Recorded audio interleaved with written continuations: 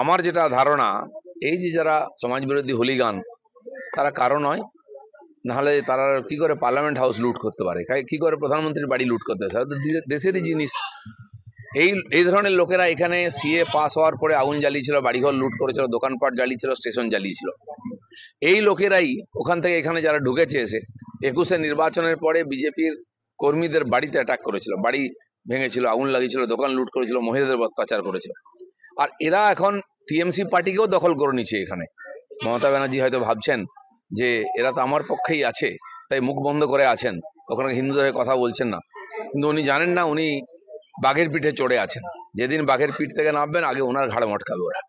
যেন এক দিদি গেছেন, আরেক দিদি হয়তো সে রাস্তায় হাঁটছেন, তাদের ভবিষ্যৎটা যেন টিএমসি দেখে রাখে, তারা পশ্চিমবাংলায় কোন দিকে নিয়ে যাচ্ছে, এই আগুন থেকে কেউ বাঁচবে না। ভারত বিরোধী স্লোগান চলছে বাংলাদেশে। বাংলাদেশে যারা বাংলাদেশকে পাকিস্তানের অধীনে রাখতে চেয়েছিল, যারা পঞ্চম বাহিনীর কাজ করেছিল, রাজাকারের কাজ করেছিল, পাকিস্তানের দালালি করেছিল, সেই লোকগুলো আজকে দাপিয়ে বেরিয়েছে চীনের, পাকিস্তানের সহযোগিতা নিয়ে। পাকিস্তানের এটা বাংলাদেশের পক্ষেও খারাপ, আমাদের দেশের পক্ষেও খারাপ।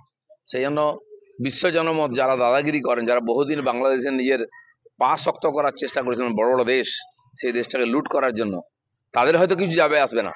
কিন্তু এই যে 20-22 কোটি বাঙালি যারা বাংলাদেশে আছেন, তাদের ভবিষ্যৎ অন্ধকার। খালেদা জিয়া আর যাই হোক, হাসিনা এই দেশের অনেক উন্নতি করেছিলেন, বিভিন্ন দেশের সঙ্গে সমঝোতা করে সহযোগিতা নিয়ে সাধারণ মানুষের জীবন স্তরের উন্নতি করেছিলেন। কিন্তু কিছু কট্টর অন্ধবিশ্বাসী লোক, তারা এগুলা চায় না, কারো না কারো হয়ে কাজ করে। তারা যেটা করছে তাতে বাংলাদেশের ভবিষ্যতের পক্ষে খুবই চিন্তাজনক। চলো।